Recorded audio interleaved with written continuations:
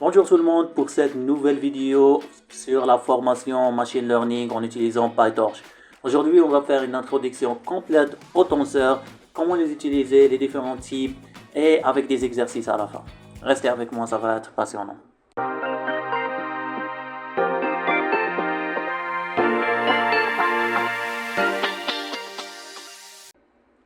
Alors c'est quoi PyTorch? PyTorch est une bibliothèque open source développée par Facebook. Elle facilite la création et l'entraînement de modèles de deep learning grâce à sa simplicité et sa flexibilité. En bonus, elle utilise la puissance des GPU pour accélérer vos calculs. Maintenant, on va commencer par la première étape qui est d'installer PyTorch. Alors comment on va installer PyTorch? On va cliquer ici, on va taper pytorch.org. On va aller sur le site officiel de PyTorch, on va descendre jusqu'en bas, jusqu'à trouver cette note ou bien install PyTorch. On va commencer par PyTorch Build, on va choisir la version stable qui est à long terme et très bien. J'utilise toujours, donc après ça on va choisir notre operating system, soit Linux, soit Mac, soit Windows. Dans mon cas c'est Windows. Le package, soit est-ce que vous utilisez Anaconda ou bien Pip. Pour ma part, c'est Pip. Et pour utiliser Pip, il faut déjà que vous ayez installé Python. Le langage, dans mon cas, c'est Python. Et finalement, le CUDA. Alors, CUDA, c'est un toolbox pour le Deep Reinforcement Learning pour les GPU. Pour ma part, j'ai un GPU de 1660 Ti.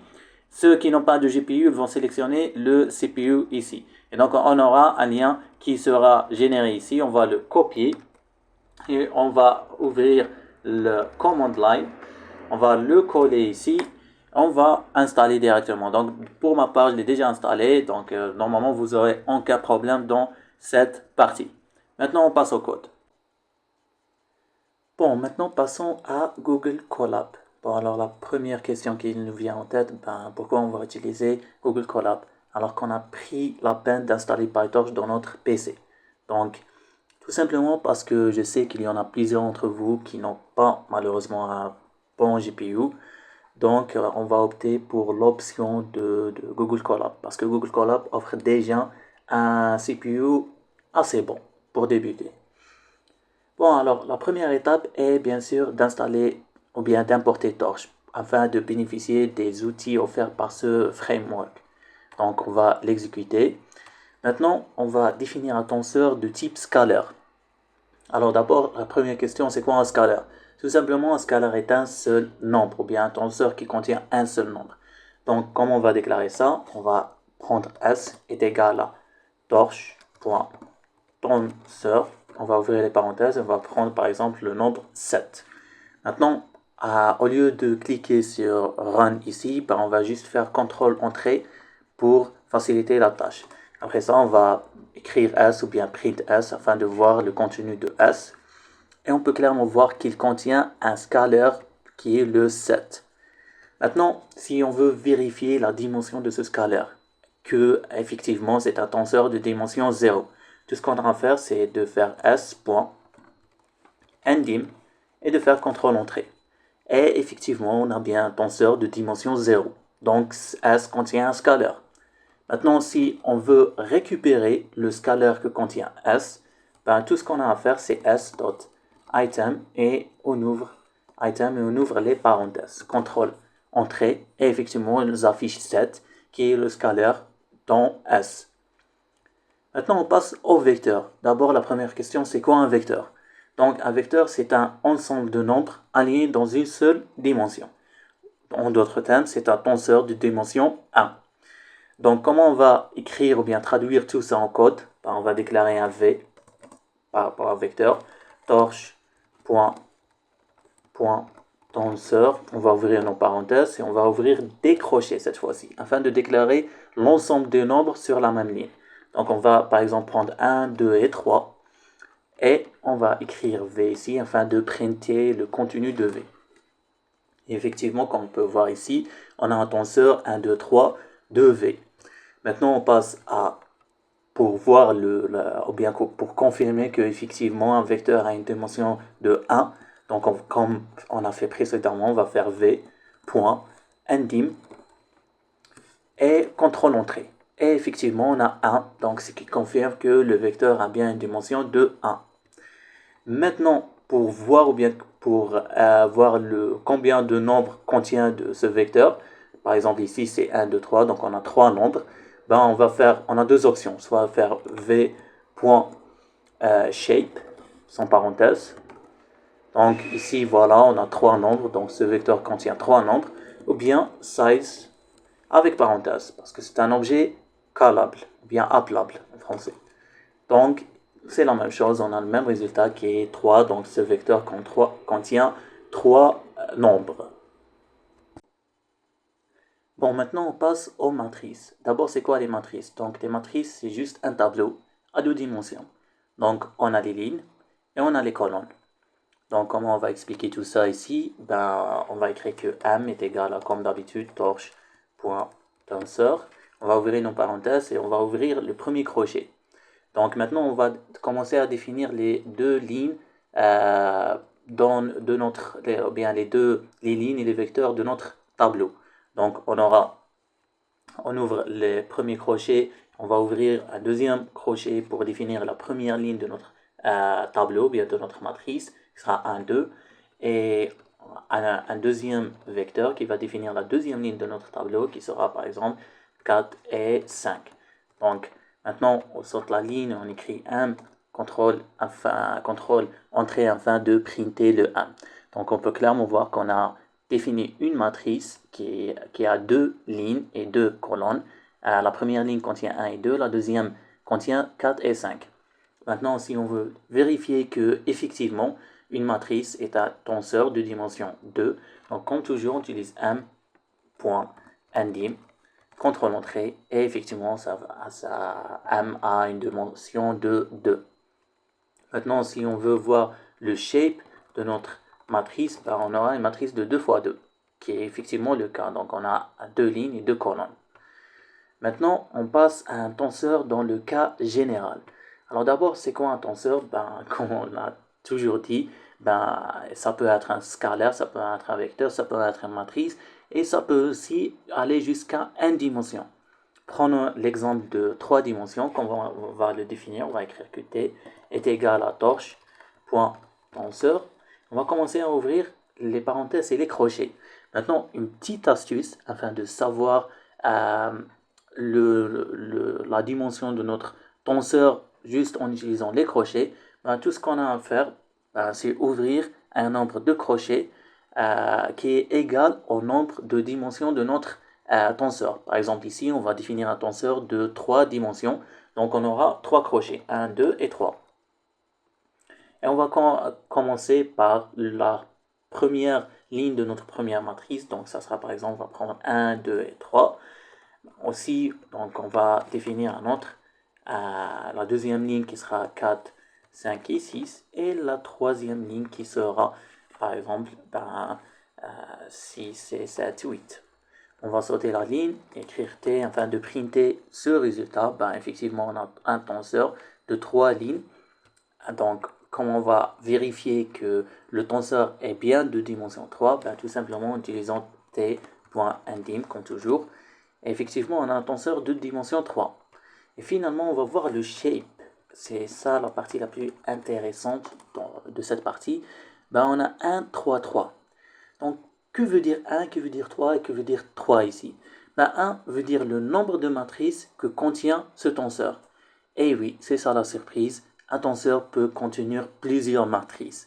Et chaque matrice a un nombre de lignes qui est défini par ce deuxième nombre. Ici, c'est 3. Et finalement, le nombre de colonnes dans chaque matrice. Ici, c'est 3 aussi. Bon, on va prendre un exemple plus détaillé afin de comprendre ce que je viens de dire. On va essayer de bâtir ce tenseur. Donc ici, ce tenseur est clairement composé de deux matrices. La première matrice, c'est celle-là, et la deuxième, c'est celle-là. Ici, dans la littérature, généralement, on n'ajoute pas ces crochets.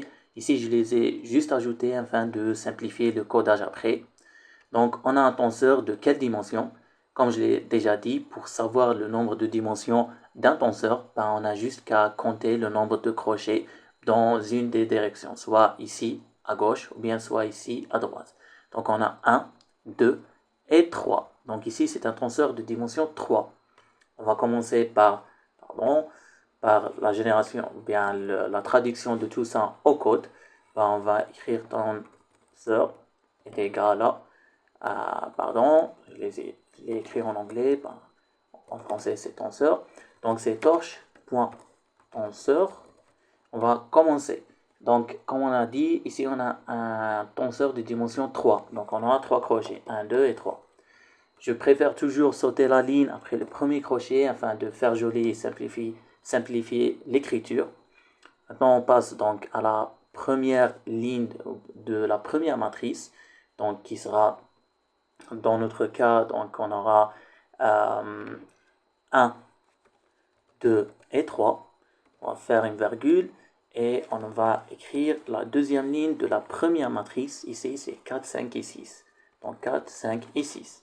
Maintenant, afin de passer à la deuxième matrice, on va sortir du premier crochet, qui est celui de la deuxième ligne, puis sortir du deuxième crochet ici. Donc, on est ici. Donc, effectivement, on doit rajouter une autre virgule afin de simplifier l'écriture. Puis, on saute la ligne pour tout simplement faire joli. Maintenant, on va ajouter un autre crochet, qui est celui-là. Puis, on va commencer les crochets de la ligne de la deuxième matrice. Donc, on va commencer par 7, 8 et 9. Puis, on va venir ici. On va passer à la deuxième ligne de la deuxième matrice qui est 10, 11 et 12. Maintenant, on va sauter totalement la ligne et écrire tenseur afin de printer le résultat. Donc, effectivement, on a bâti un tenseur qui contient 2 matrices. Alors, ça, c'est la première matrice qui contient 1, 2, 3, 4, 5, 6. La deuxième matrice qui est composée de 7, 8, 9, 10, 11 et 12. Pardon, ici, j'ai oublié le 1 et 12, comme on peut le voir ici. Donc, on va vérifier comme toujours que c'est bien un tenseur de dimension 3 avec un dim. Et finalement, on va voir le shape. Donc, comme on l'a vu précédemment, le premier nombre représente le nombre de matrices. Ici, c'est 2. Donc, on aura 2. Le deuxième représente le nombre de lignes de chaque matrice. Donc, ici, on a 2 lignes. Donc, ça sera 2, 2. Et finalement, le troisième représente le nombre de colonnes dans chaque matrice. Ici, c'est 3. Donc, au final, on aura un shape de 2, 2 et 3. On va vérifier ça. On sort, comme toujours, .shape. Et effectivement, on a un shape de 2, 2 et finalement 3. Maintenant, on passe à comment compter les dimensions d'un tenseur, ou bien quelle est la dimension d'un tenseur. Donc ça, je l'ai déjà expliqué auparavant. Tout simplement, qu'est-ce qu'on a à faire, c'est de compter le nombre de crochets, à gauche ou bien à droite. Par exemple, on va commencer à prendre un nombre qui est égal à, par exemple, un scalaire. Donc, ça veut dire qu'il a une dimension de 0. Ça veut dire qu'il n'y a aucun crochet. Donc, on a directement 7. On le vérifie par un dim et on trouve qu'effectivement, la dimension est de 0. Un autre exemple de dimension 1, donc, ce sera torche.tenseur. Donc, vu qu'on a une dimension 1, donc on aura un seul crochet à gauche et un seul crochet à droite. D'accord? Donc, on va prendre par exemple 1, 2 et 3. Donc, on va vérifier toujours par un dim. Et effectivement, on a une dimension de 1. Un autre exemple qui est, par exemple, on va prendre un tenseur de dimension, bon, cette fois-ci, on va prendre un tenseur de dimension 4. Donc, on aura, en tout, on aura 4 crochets. Donc, 1, 2, 3 et 4. Donc, on va écrire 1, 2 et 3. Et on va le vérifier, comme toujours, par un dim. Et bien sûr, on a, comme on peut le constater, une dimension de 4. Attention, un tenseur de 4D. Et comme je l'ai déjà dit une dernière fois, comment savoir la dimension de son tenseur? C'est tout simplement en comptant le nombre de crochets, soit à gauche, soit à droite. Donc ici, on a 1, 2, 3, 4, donc on a 4 crochets. Ou bien à la fin, 1, 2, 3, 4, donc on a 4 crochets. Donc c'est un tenseur de 4 dimensions. Ça, c'est un petit tableau que j'ai fait pour vous afin de faire un petit récapitulatif. Donc, on a un scalaire qui est juste un seul nombre, un vecteur qui est une liste de nombres, une matrice qui est un tableau avec des lignes et des colonnes, et finalement un tenseur qui peut être multidimensionnel des matrices dont des autres matrices. Donc, voici leurs dimensions et voici les notations courantes qu'on peut trouver dans différentes bibliographies. Maintenant, on passe à la création de tenseurs aléatoires. Eh bien oui, on peut créer des tenseurs aléatoires en utilisant cette fonction qui s'appelle rent, on va le générer nous-mêmes, qui va générer des tenseurs aléatoires avec des dimensions qu'on va préciser et les valeurs sont entre 0 et 1. On va le voir ensemble, donc on va prendre torche.rent et on va écrire ici, donc size est égal à la dimension qu'on veut. Par exemple, on veut un tenseur de 2 lignes et 3 colonnes. Donc voilà, 2 lignes et 3 colonnes et les valeurs sont entre 0 et 3. Donc c'est bien d'avoir un torche de qui, on va l'utiliser après dans cette course de machine learning quand on va débuter à coder vraiment de l'intelligence artificielle. Donc maintenant on va passer à notre exemple de comment utiliser rent, qui est un exemple vraiment très courant et c'est la génération d'une image aléatoire. Comme on l'a déjà dit, la forme d'une image typique, c'est 224 pixels de longueur fois 224 pixels de largeur fois 3. Donc 3 représente le nombre de canaux de couleurs. Donc c'est RGB, c'est rouge, bleu et vert. Donc on va faire ça. Donc on a une image qui sera égale à un tenseur, je veux dire un torche.rent avec le size est égal à, comme on a déjà dit, 224,224,3. Et on va fermer les parenthèses, on va générer cette image. Et voilà, donc on a une image de 224 x 224 x 3, comme on peut constater ici. Ça, quand on arrivera à la classification, en utilisant les Convolutional Neural Networks, on va vraiment trouver beaucoup de formes, ou bien beaucoup de tenseurs de ce type. Donc maintenant, on passe aux tenseurs de 0 et de 1. Donc généralement, on les utilise pour masquer des données ou bien pour filtrer des données en utilisant 0 et 1. Ça aussi, on va le voir dans les Convolutional Neural Networks, les différents types qui utilisent des 0 et d'autres filtres qui utilisent des 1. Donc comment on va les générer? Tout simplement, c'est vraiment très facile. On va écrire torche.zeros et on va écrire aussi le size qui est dans notre cas, par exemple ici, on va prendre un size de 3 et 4, pourquoi pas, 3,4. Donc voilà, comme on peut voir, on a un tenseur qui est de 0, uniquement de 0, qui a 3 lignes et 4 colonnes. Maintenant pour les 1, donc ça sera torche.once et on sait la même chose, on va écrire le size qui sera, on va prendre aussi la même chose, pourquoi pas, donc 3,4, on va fermer les parenthèses et on le print, donc on peut clairement voir qu'on a un tenseur rempli de 1 et les 1 varient, on a donc 3 lignes et 4 colonnes. Maintenant, on passe à la génération des plages de nombres. Donc, c'est quoi la génération des plages de nombres? Tout simplement, on va générer un tenseur qui contient des nombres prédéfinis. Donc, par exemple, une séquence de nombres. Voilà. Par exemple, on veut une séquence de nombres de 0 à 10 ou bien de 0 à 9. On va le faire. On va générer une séquence de 0 à 9. Donc, ça sera torche. Ou bien cette fois-ci, on va assigner ce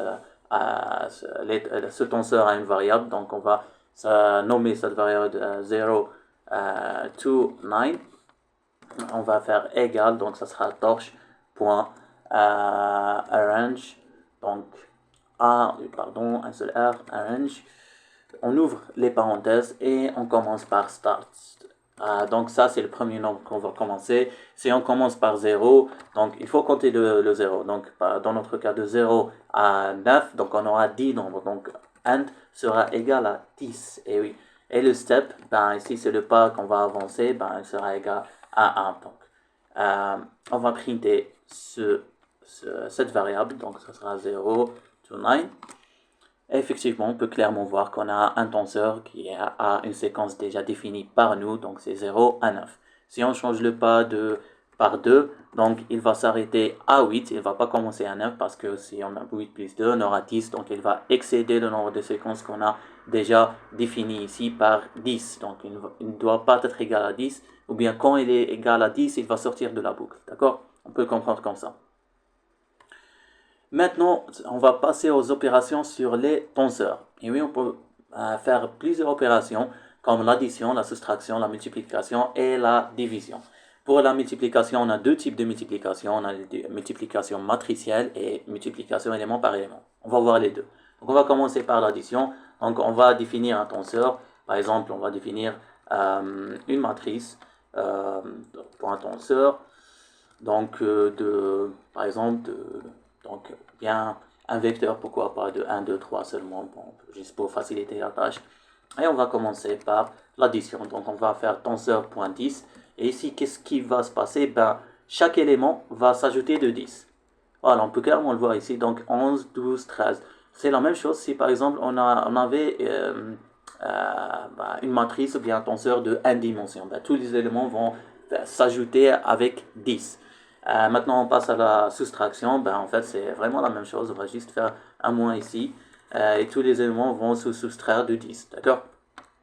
Maintenant, on passe à la multiplication. On va commencer par la multiplication élément par élément. Donc, si on fait cette écriture, tenseur fois 10, donc chaque élément va se multiplier par 10. On peut clairement le voir ici. Maintenant, on passe à la multiplication matricielle. Donc, comme on le sait tous, donc la multiplication pour les matrices, c'est vraiment pas aussi simple que comme la multiplication, donc élément par élément.